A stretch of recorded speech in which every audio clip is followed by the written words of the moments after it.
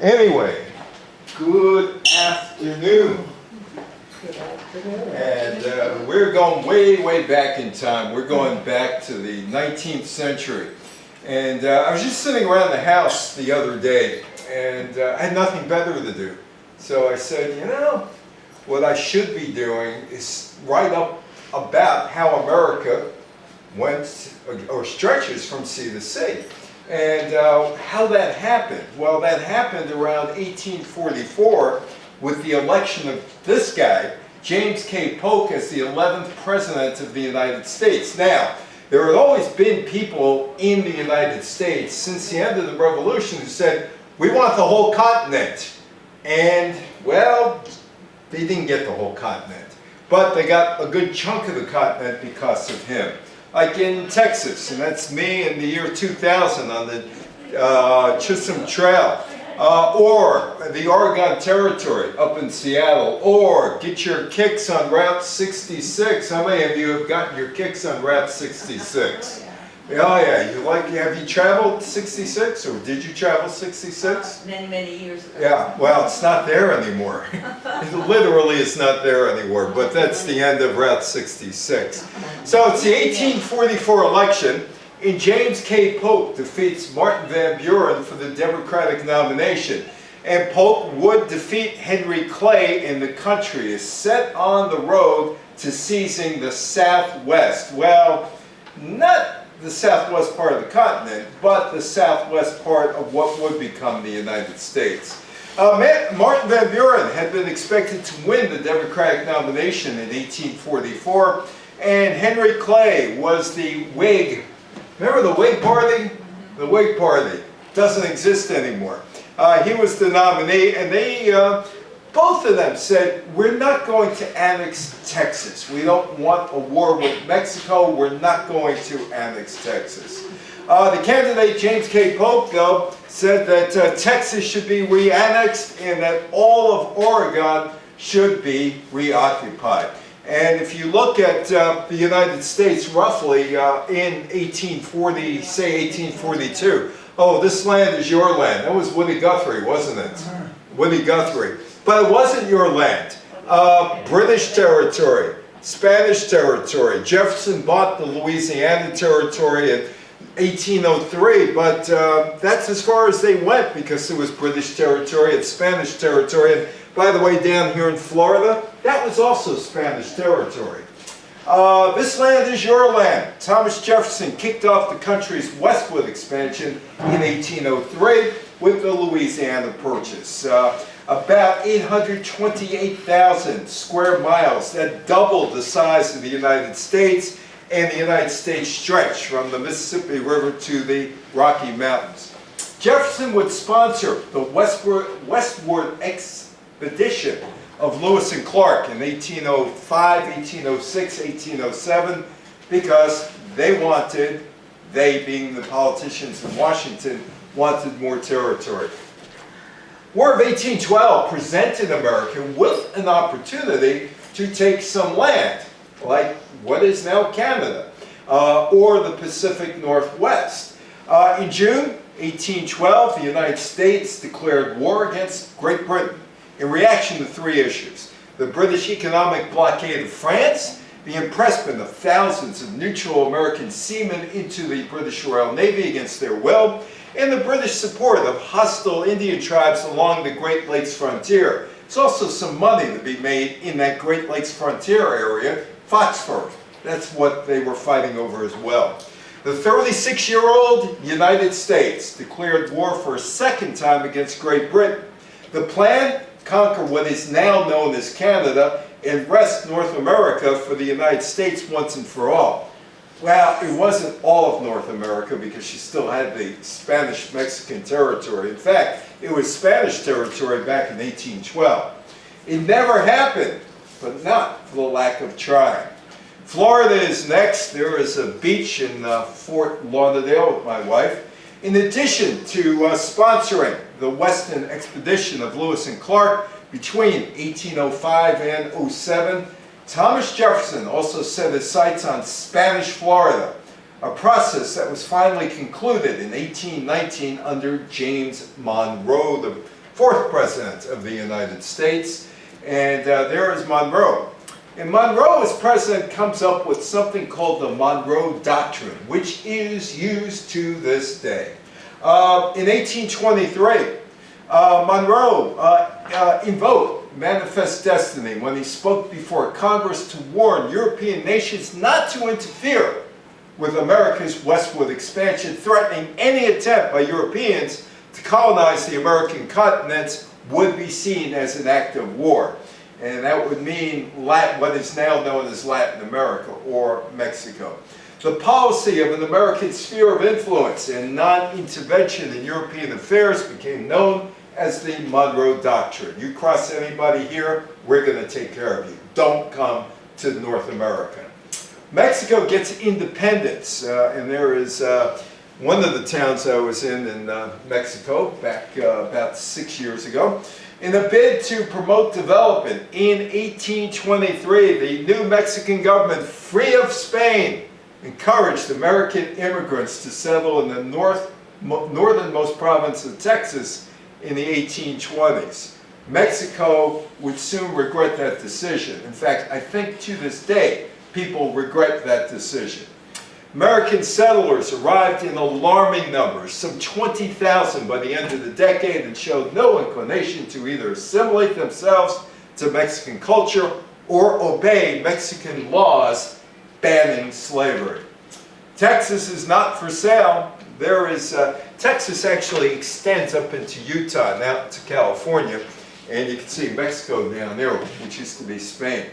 In 1827, President John Quincy Adams sent his orders to his minister of Mexico City to offer the Mexican government $1 million so he could buy Texas. But the minister, Joel Poinsett, decided to disobey the president's orders. His reasoning? Mexico was certain to reject the offer, and he did not want to anger the Mexicans. On August 25th, 1829, President Andrew Jackson also wanted to buy Texas from Mexico.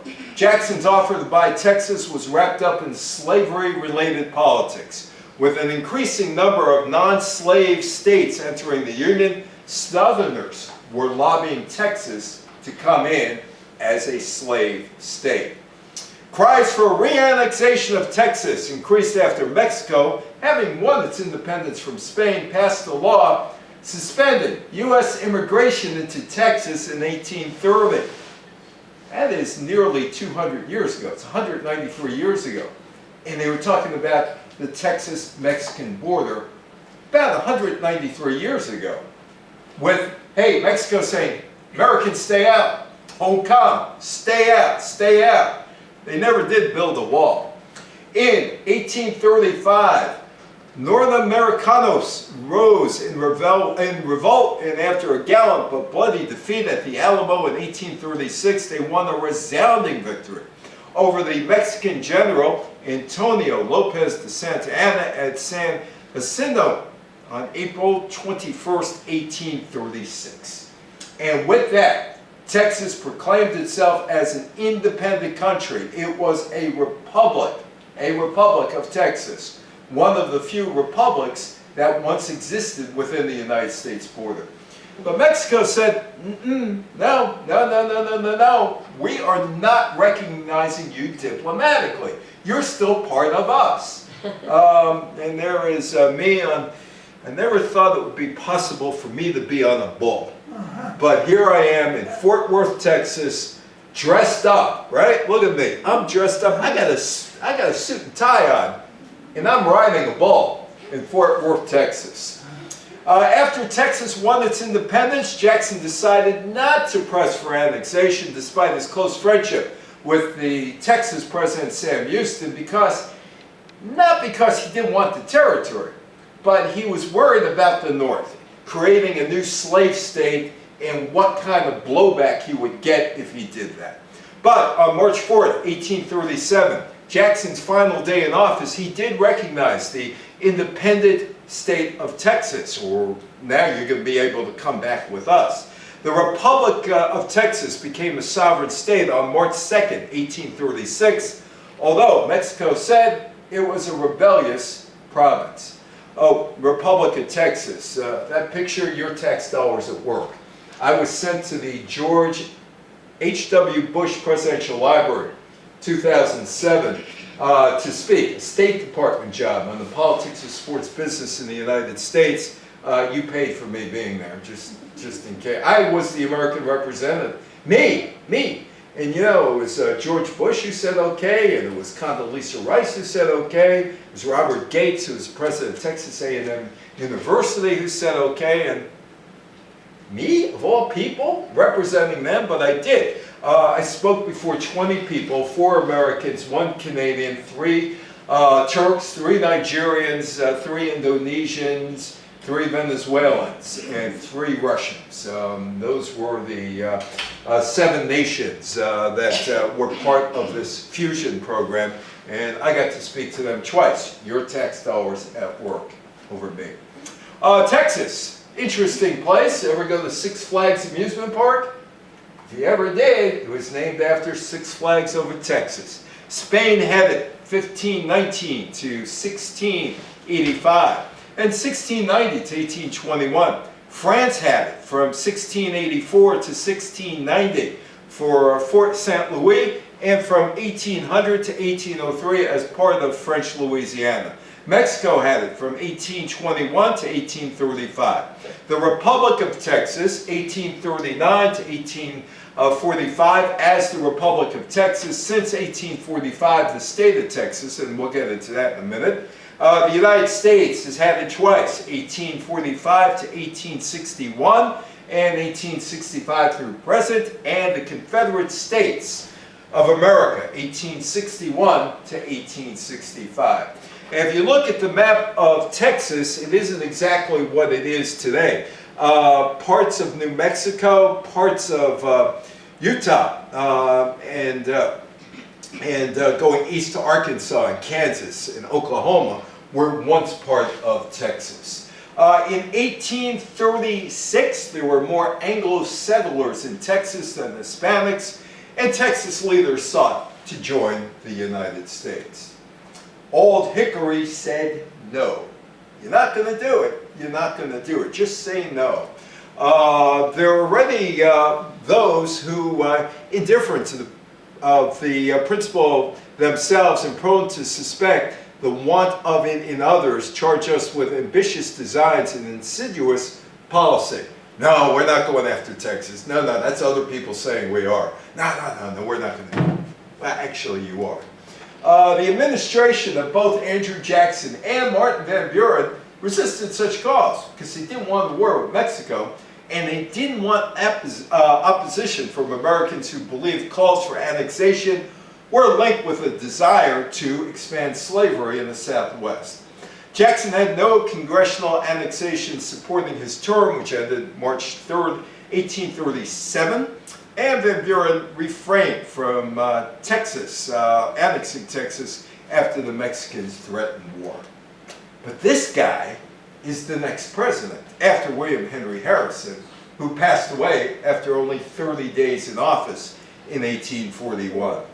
By the way, until recently, 2 of his grandkids were still alive. John Tyler. He was president in 1841, 42, 43, 44. His grandsons were living in the 20 teens. Some strong genes there. John Tyler made the annexation of the Republic of Texas part of his agenda soon after he became president in 1841. But he had no support. 1844, after Tyler's break with the Whigs in 1841, he returned to his old Democratic Party, but its members, especially followers of Van Buren, were not ready to accept him. There are a few things that are going on during the Tyler days. Not only was there Texas, but there was that Oregon territory that had not been decided at all since the end of, or since the War of 1812 ended. Tyler considered his predecessor's expansionist policies in the Northwest. He pushed for a chain of forts from Council Bluffs, Iowa to the Pacific, but was unable to conclude a treaty with the British to fix the Oregon boundaries. He just couldn't do it. The Webster-Ashburton Treaty of 1842, negotiated by the Secretary of State Daniel Webster, settled a long-time feud with England over where Maine ended. And British rule of Canada, or British North America, began. War narrowly had been averted between the two nations on several occasions over the border and incursion issues. The treaty was instrumental in bettering diplomatic relations, but it was only a temporary solution. Van Buren's Democratic Party, 1844. Well, you know what? There's no infighting, so we thought, but there was. In 1844, Van Buren's position of not annexing Texas through the nomination to James Polk. Polk was Andrew Jackson's protege, and by 1844, Jackson was in support of adding Texas to the United States. And there is the 11th president. How many of you know anything about the 11th president of the United States, James K. Polk? Oh, just his name. Just his name. So you didn't learn about him in, what, 5th, 6th grade social studies? They kind of skipped over all this. So just who is James K. Polk? Whigs jeered. Democrats replied. Polk was the candidate who stood for expansion. He linked the Texas issue, popular in the South, with the Oregon question, attractive to the North. Polk also, he was in favor of getting California as well. And the election of 1884, James K. Polk wins big. 170 electoral votes. Henry Clay, the Whig Party candidate, only 105. The incumbent John Tyler, who had been vice president under William Henry Harrison and ascended to the presidency upon the latter's death, entered 1844 with the intention of running for another term, even though he was expelled from the Whig Party in 1842. The Whigs chose Clay, who had run for office as a national Republican in 1832 against annexing Texas. The Democrats were split over a number of issues, among them the annexation as well, and also hard money over paper. They wanted to use coins, not paper. Van Buren, who had led the hard money faction, was perceived as anti-business, seemed the likely candidate. And we keep hearing terms like, that candidate's anti-business even in 2023. Polk, who had hoped to become the vice presidential candidate, emerged as the nominee with a former minister to Russia, the Pennsylvanian George Mifflin, Dallas, as his running mate. He was the first dark horse presidential nominee. Oh, Polk and Clay were slave owners, and they weren't talking about owning slaves during the 1844 election. Slavery issue arose because of the proposed annexation of Texas and the emerging Liberty Party, which was an anti-slavery party that nominated James Gillespie Burning as its presidential candidate. Polk just brushed off the slavery issue, saying, yeah, it's states' rights, states' rights, states' rights. It has nothing to do with the federal government. Goodbye, goodbye, goodbye, goodbye. Clay was portrayed as a flip-flopper. I think I've heard that before too in modern presidential candidacies. Flip-flopper. Polk won the election and was given a big gift by Tyler on March 1st, 1841. Tyler annexes Texas. And by the way, that is the school book depository building in Dallas, Texas. It's me and my son there. Also in the year 2000. In 1844, John Tyler restarted negotiations with the Republic of Texas. His efforts culminated on April 12th in the Treaty of Annexation, an event that caused Mexico to sever diplomatic relations with the United States. Tyler didn't have the votes to ratify the treaty. It was defeated by a wide margin in June. Shortly before he left office, Tyler tried again. This through a joint resolution of both houses of Congress. With the support of President-elect James K. Polk, Tyler managed to get the joint resolution passed on March 1st, 1895, signed it that day. And here he is, President James K. Polk. James K. Polk, a forgotten president who yet, we're going to be celebrating the 4th of July in a couple of weeks, From Sea to Shining Sea. How many of you have sung that song? right? Sung that song. James K. Polk had 4 goals during his presidential administration. He wanted to lower tariff rates to help the southern states economically. That was done in 1846. He wanted to establish an independent treasury. That too was done, 1885. And he also wanted to settle the Oregon boundary question with Great Britain and acquire California. Tyler gave him Texas. While Mexico didn't go through with its threat to declare war if the United States annexed Texas, relations between the two nations remained tense due to Mexico's disputed border with Texas.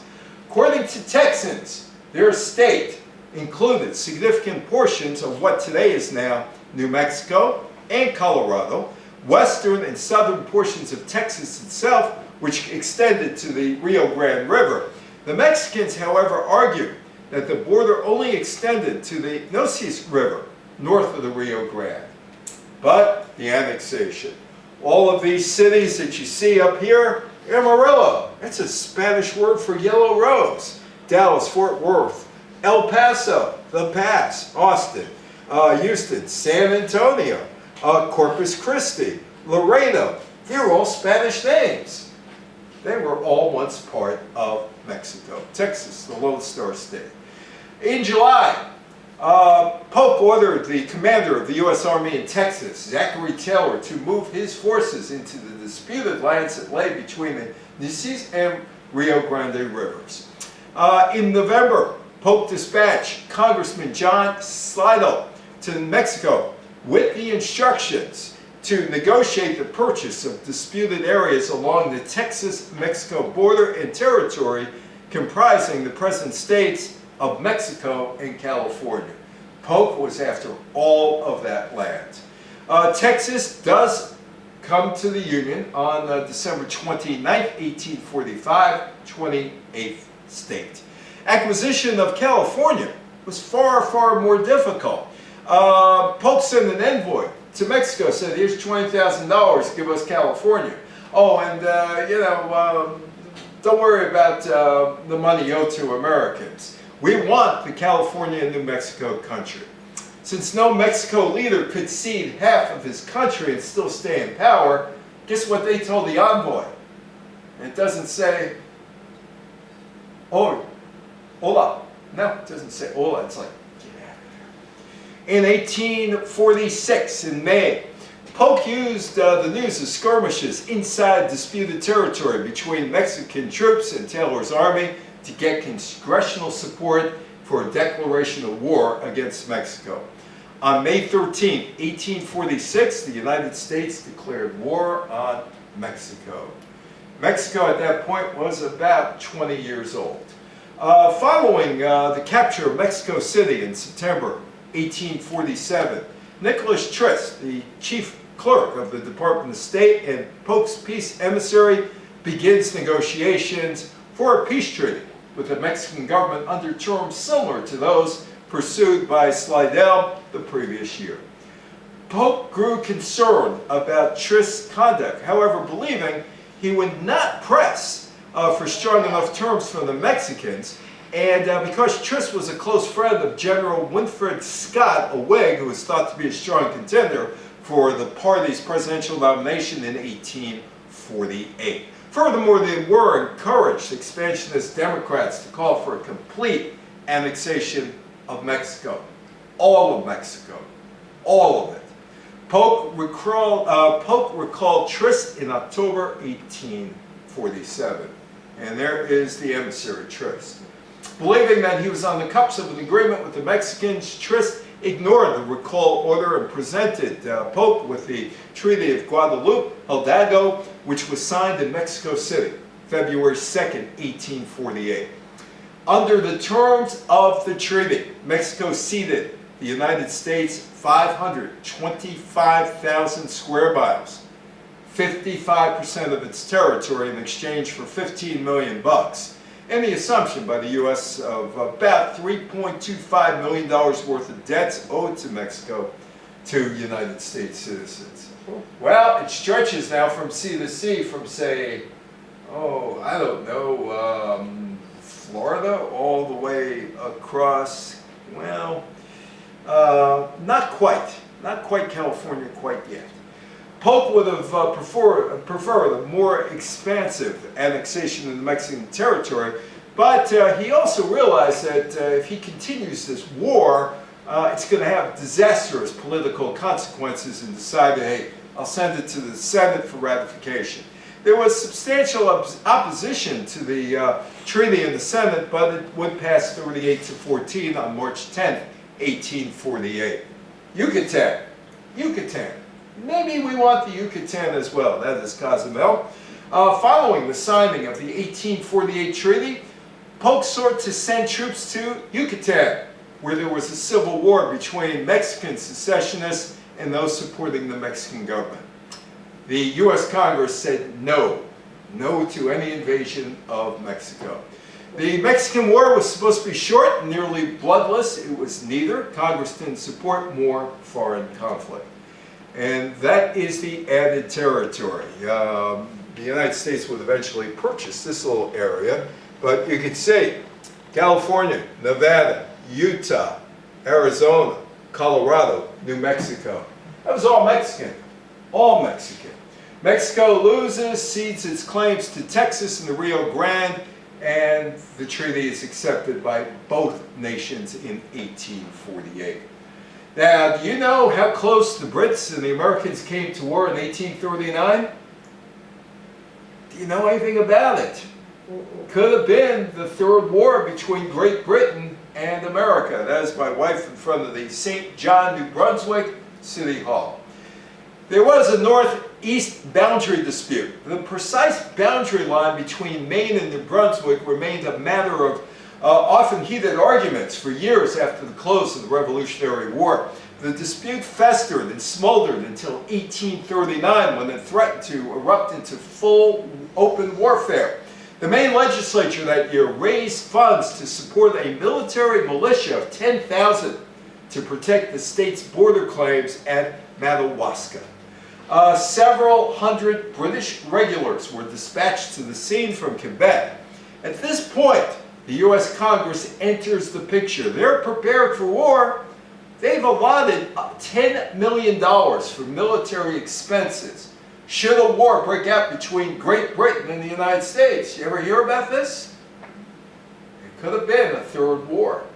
Nearly 50,000 troops were ready for action, and Major General Winfield Scott was dispatched to the scene. Scott managed to work out a temporary agreement between the two parties before the so-called War of Aroostook reached the point of bloodshed.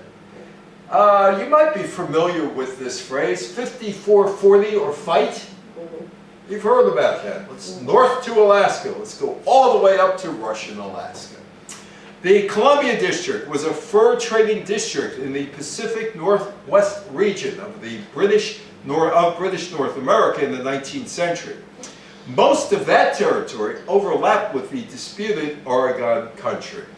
It was explored by the Northwest Company between 1793 and 1811 by Britain, and established as an operating fur district around 1810. The Northwest Company was absorbed into the Hudson Bay Company in 1821, under which the Columbia District became known as the Columbia District. 54, 40 or fight. That's what the border looks like between Montana and Alberta. There's a fence there. You can barely see the fence. It's not meant to keep people out. It's meant to keep the cows from going to somebody else's property. It's all lined with cows. And you got the fence up there to keep the cows out. In 1818, the United States and Great Britain established a joint claim over the Oregon Territory, the region west of the Rocky Mountains, between 42 degrees north, the northern boundary of California, and 5440 north, the southern boundary of Russia's Alaska Territory. The Brits set up this thing. It's called Fort Vancouver. And Vancouver, which is in Washington State across from Portland, was a big city. I mean, a big city by 1820, 1830 standards. It was the 19th century fur trading post. That was the headquarters of the Hudson Bay Company's Columbia Division, located in the Pacific Northwest, or just the Pacific, because It's our northwest now, it's Canada's southwest. Named for Captain George Vancouver, the fort was located on the northern bank of the Columbia River in present-day Vancouver, Washington. And that's the end of the line for the Lewis and Clark Trail. It's the Columbia River in Astoria, Oregon. On March 19, 1825, officials from the royally chartered fur and trading giant pulled up stakes across the Columbia and downriver. It's now what is Astoria, where an earlier failed fur trade operation began in 1811 and ended up in Fort Vancouver. The Brits thought they could get legal possession of everything north of the Columbia, and so Hudson's Bay management decided setting up a new headquarters on the north bank made more sense in the long term. The Fort Vancouver, was a major center of regional fur trade.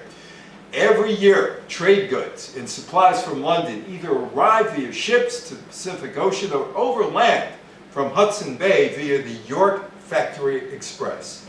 At its pinnacle, Fort Vancouver watched over 34 outposts, 24 ports, 6 ships, had 600 employees. That is the Oregon Territory. By 1840, the joint control between the United States and Great Britain broke down, and the expansionist Democrats, including their 1884 presidential candidate Polk, claimed the entire area for the United States. It's all ours. No, it's ours. No, it's ours. 5440 or fight. The expansionist design expressed by Polk's famous campaign slogan, 5440 or fight. The slogan became a rallying cry of settlers in the territory.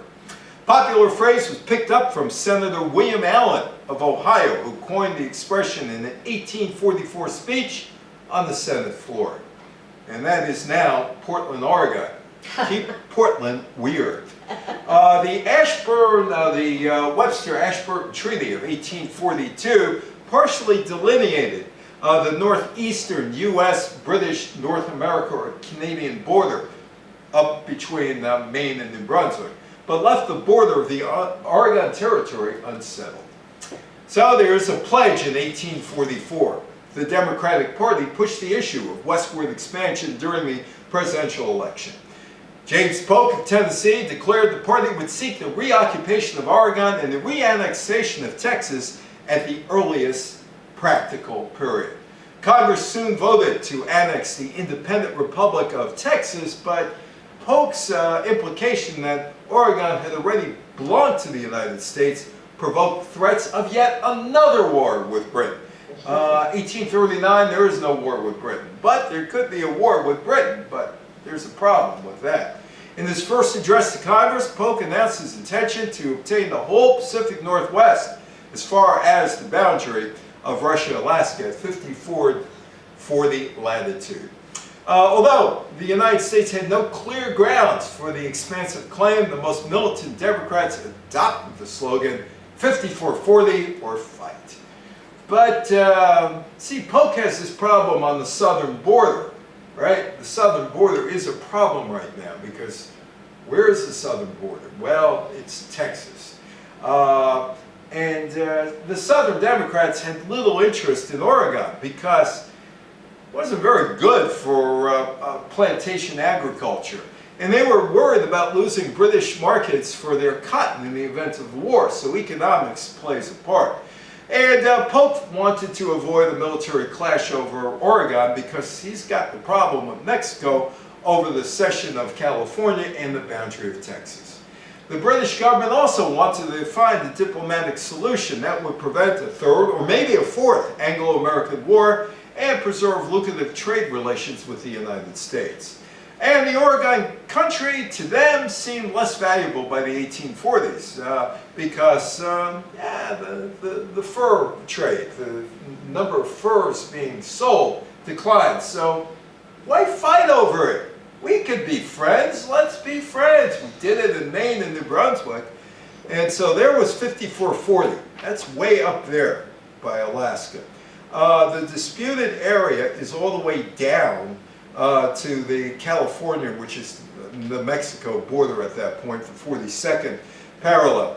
And all this area is disputed when it's now British Columbia, Washington, Oregon, parts of Idaho are over there. And you can see where Astoria is, and you can see Fort Victoria, which is on Vancouver Island. One more in the southwest, that's enough. Negotiations, though, nearly broke down several times as war loomed in the southwest. Polk proposed a division of Oregon at the 49th parallel, which the British previously rejected in favor of a boundary along the Columbia River. The British ambassador dismissed the offer out of hand, but his government asked to reopen the talks after learning of his decision. Polk responded with more bluster, returning to the demand of the border at 5440 north, threatening to nullify the current joint occupation of Oregon. Except he has a war to fight. Southern Democrats and most Whigs had no stomach for his brinksmanship, and Congress soon invited the British delegation to resume negotiations. The delegation obliged by offering to accept the 49th parallel with one slight deviation that allowed Britain to keep all of Vancouver Island, which includes Victoria. The west of the Great Lakes, it's the 49th parallel, west of the Great Lakes. Polk submitted, except for Vancouver Island, Polk submitted the proposal to the Senate, which ratified the Oregon Treaty by a 41-14 vote, June of 1846, as the war starts in Mexico.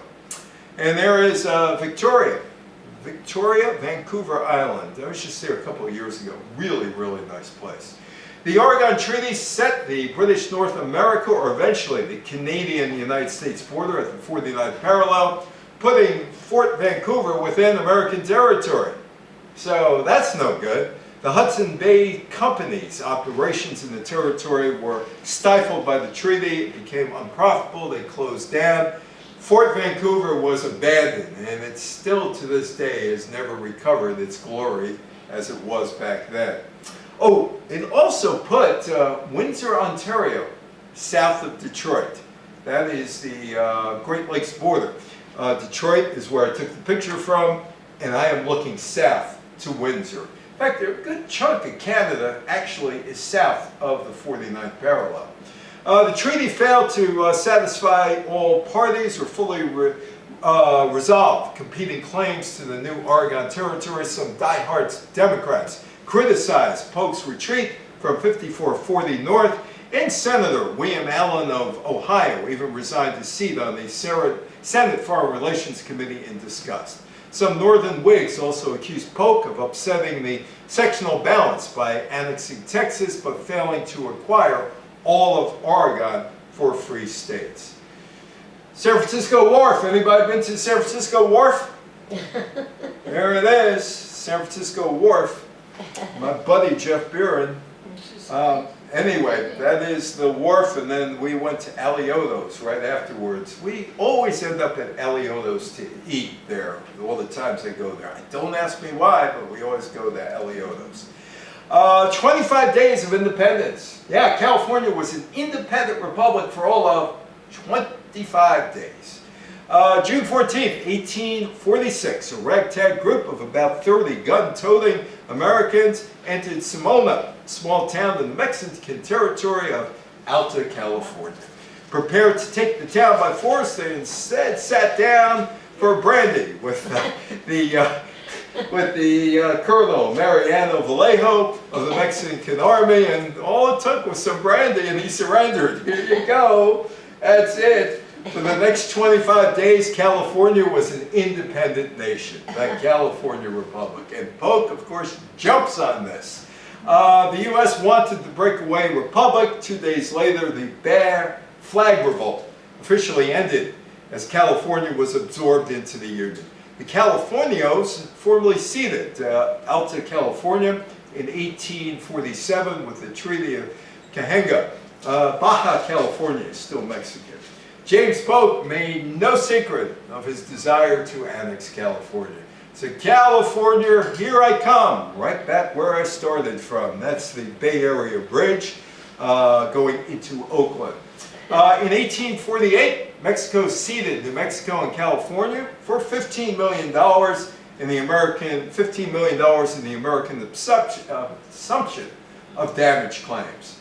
They got this dirt cheap, if you look at it. And wait a second. There was something very valuable that Polk did not share with people at first. January 24th, 1848, gold had been discovered on the American River near Sacramento, and the ensuing gold rush hastened California's admittance to the Union. With the gold rush came a huge increase in population and a pressing need for civil government. Gold in that river. Well, my kids at the time, it's about 30 years ago now, did pan for gold. They would give you a pan for $1. If you found something, it was great. And it's hot as can be there. This is in the middle of July, and it's at 115 degrees. And but anyway, they decided we want to see if we can find gold, because there's gold in them there hills, but they didn't find it.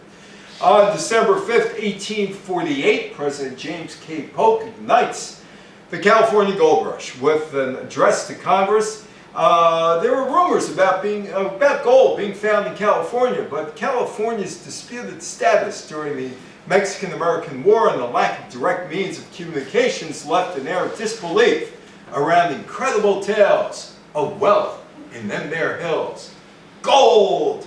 Well, you're not going to find it now. Accounts of abundance of gold are such of an extraordinary character as would scarcely command belief.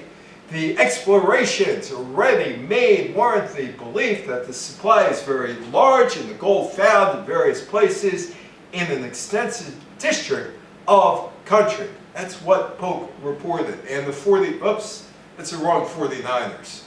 That's the football team. I got to see a 49ers game. I had to cover it. But they were the wrong 49ers. These are the right 49ers. In 1849, close to 100,000 people went to California from the United States, Europe, and every other part of the globe. Gold seekers from Australia, New Zealand, Hawaii, and China continued to sail across the Pacific along with established trade routes. The journey was far more complicated for the citizens of the United States. They had to go over the Rocky Mountains. You remember the Donner family? They ended up eating themselves. The 49ers, this is my wife looking for gold. She never found it. A voyage from East Coast, New York, to California had to go around the Cape Horn and was 17,000 miles long and could take 5 months. There was a shorter alternative, go to Panama, cross the isthmus by foot or horseback, sail to California from Central America's Pacific coast. However, until 1850, there was no regular steamship travel in the Pacific, and passengers might find themselves stranded in Panama for weeks or months waiting for a ship to California.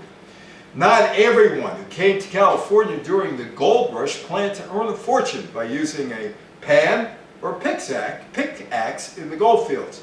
Many enterprising young men and women realized there was just as much money to be made by providing gold miners with goods and services like Levi's jeans, Levi Strauss. How many of you owned the Levi Strauss pair of jeans?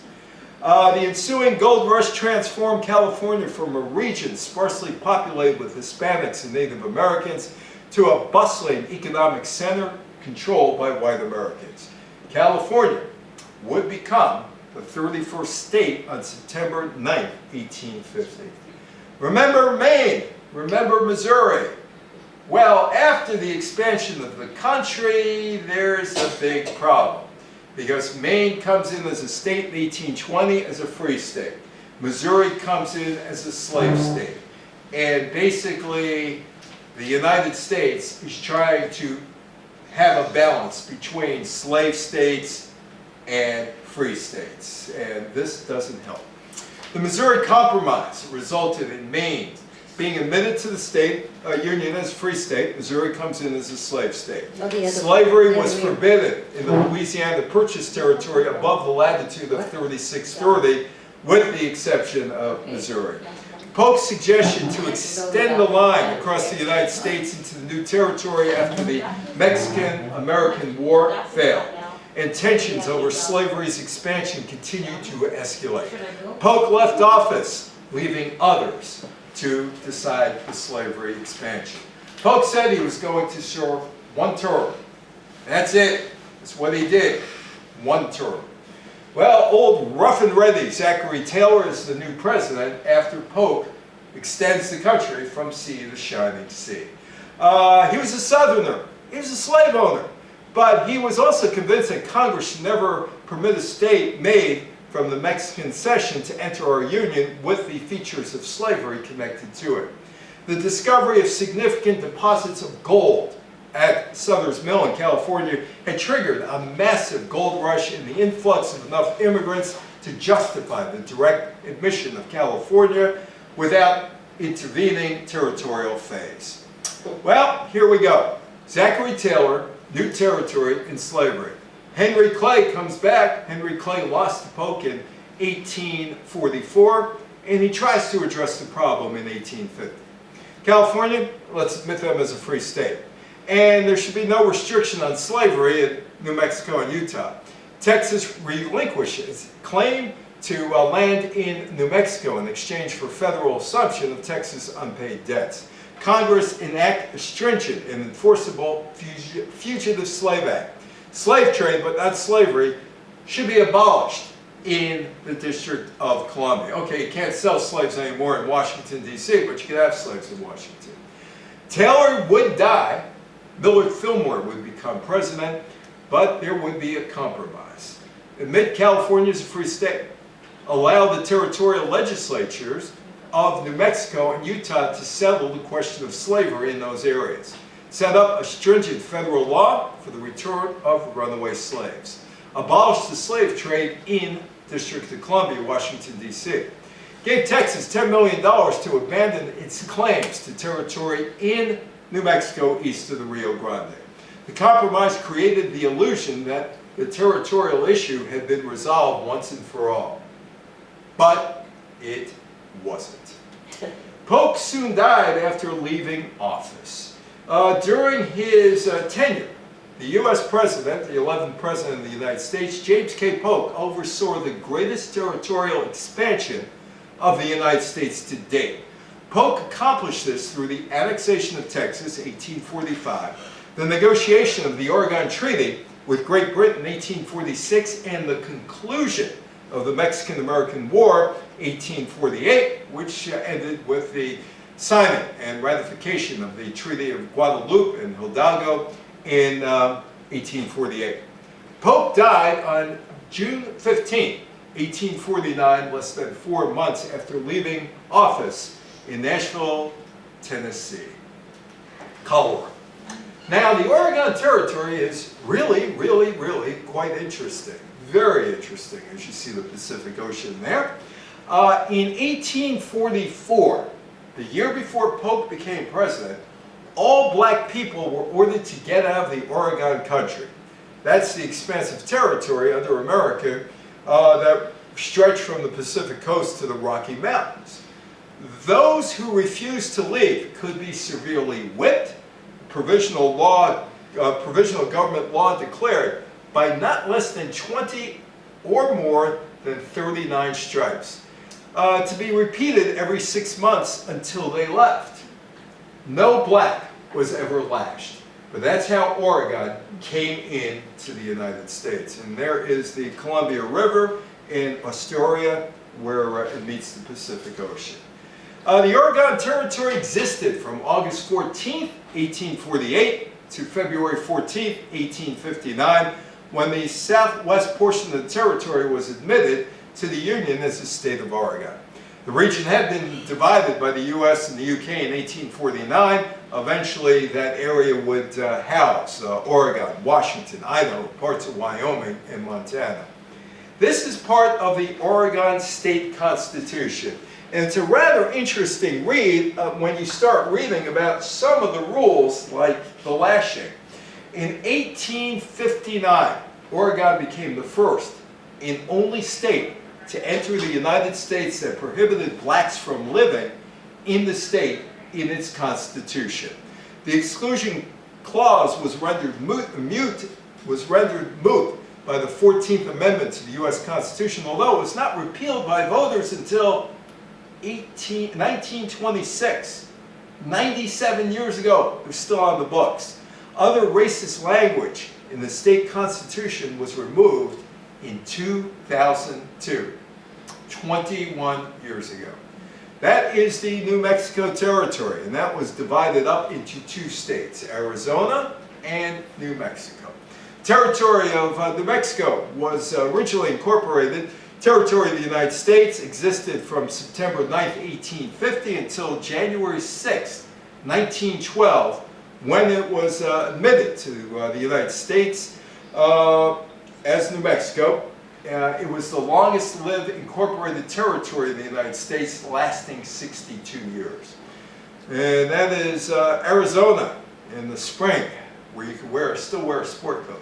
The Arizona Organic Act was an organic act passed by the 37th U.S. Congress on March 12, 1862 by the Representative James M. Ashley of Ohio. The act provided for the creation of the Arizona Territory by division of the New Mexico Territory into two territories along the current boundary between New Mexico and Arizona. Anybody been to Pike's Market up in Seattle? Oh yeah, they throw fish around. They cut off the heads and they throw a fish salmon to somebody else who packs it up for you.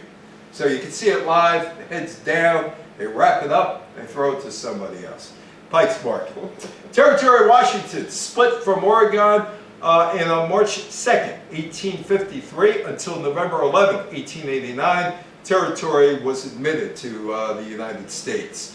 It included the entirety of modern Idaho and parts of Montana and Wyoming before attaining its final boundaries in 1863. The sewer cap in Coeur d'Alene. Territory of Idaho was organized, incorporated territory of the United States that existed March 3rd, 1863 until July 3rd, 1890. It was admitted into the United States on that day. The California Territory, Monterey. Anybody been to Monterey? It's gorgeous, absolutely gorgeous. A little cool, but it's gorgeous. 1849, Californians sought statehood, and after heated debate in the U.S. Congress arising out of slavery and the issue of slavery, California entered the Union as a free, non-slavery state by the Compromise of 1850.